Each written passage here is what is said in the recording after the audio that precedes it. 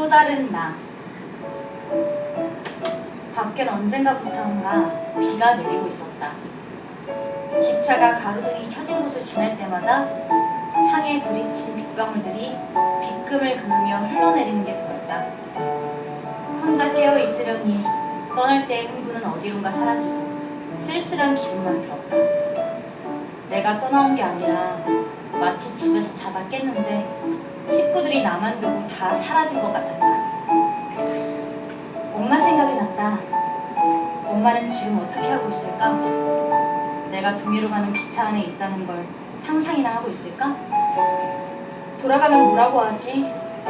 작은 유진이가 집에 들어가기 싫다고 해서 어쩔 수 없었다고 하면 용서해줄까? 하지만 작은 유진이 때문이란 건 핑계 같다. 건우에게 헤어지자는 말을 듣지 않았어도 작은 유진이와 함께 기차를 탔을까? 나는 그 물음에 자신있게 그렇다고 대답할 수 없었다.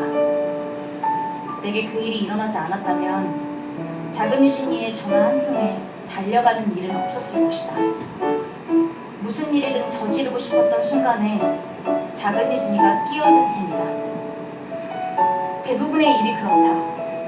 네 탓, 남 탓하지만 결국은 자기 선택이다. 내 탓이라고 여길 때보다 남 탓할 때가 더 편하기 때문에 그렇게 하는 것이다. 운이 없는 건 오히려 작은 유진일지 모른다. 일을 크게 만들어 그 애의 상황을 더 망친 느낌이다. 작은 유진이를 부추겨 여기까지 온 게 후회스럽다. 나는 내게 기대어 잠든 작은 유진이를 내려다보았다. 이 아이는 꿈속에서도 자신의 짐을 내려놓지 못한 얼굴이다. 나 역시 심각하게 느끼지 못했을 뿐이지 마음속에 짐을 지니고 있었음을 인정해야겠다.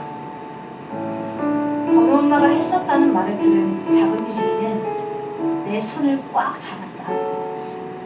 그 손이 바르르 떨리고 있었다.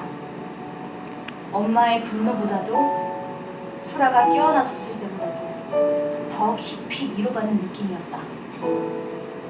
이 아이는 또 다른 나인 것만 같다. 나는 작은 유진이의 손을 찾아 잡았다.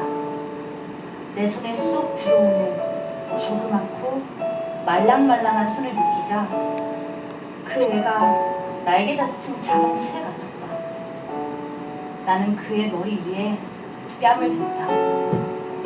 우리가 서로에게 기대어 잘 수 있는 것, 이것만은 잘못된 일도 후회스럽지도 않았다. 나는 아슴푸레한 잠 속으로 빠져들었다.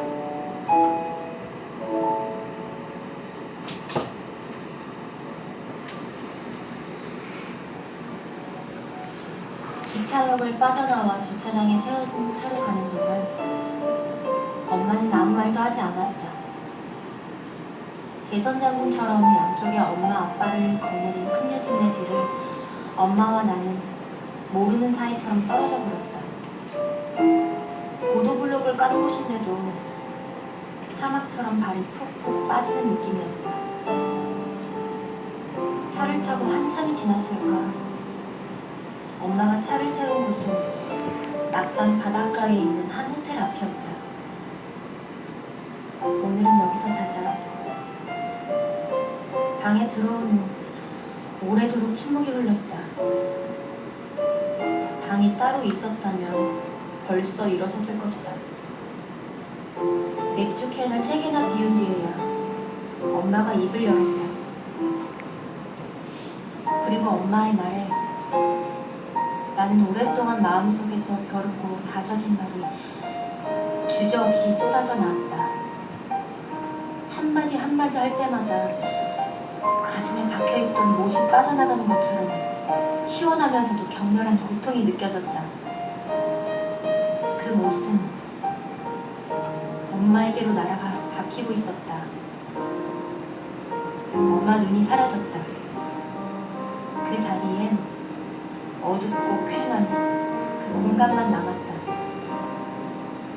내 못질에 부서져 내리는 엄마가 보였다. 더하면 그대로 사라져버릴 것 같았다. 엄마가 힘겹게 말을 꺼낸다. 그리고 술기운에 완전히 허물어진 엄마는 차츰 횡설수설하다가 바닥에 쓰러진 채로 잠이 들었다. 내가 갇혀있던 미궁의 단단한 벽 가운데 하나가 허물어진 것 같았다. 내게는 가장 견고하고 가혹하게 여겨지던 벽이었다. 나는 한참 동안 엄마를 바라보다 침대 위에 이불을 가져다 덮어주었다. 나는 발코니로 나갔다. 어제 온종일 아우성을 치던 바다는 이제 너른 잔디밭처럼 고요하고 평화로웠다. 이대로 발을 내디뎌도 든든하게 받쳐줄 것 같았다. 그 바다 위로 날마다 떠오르지만 어제 해가 아닌 게 분명한 새 태양이 솟아오르고 있었다. 이카루스는 날개를 붙인 밀랍이 녹을 걸 알면서도, 그러니까 죽을 걸 알면서도 더 높이 올라갔다. 그리고 바다로 떨어졌다. 아침 햇살에 이카루스가 다시 몸을 일으키는 것이 보였다. 그는 다시 날 준비를 하고 있었다. 상처를 모아 지은 날개임을 알고 있는 나는 그가 날아오르기를 온 마음으로 기도했다.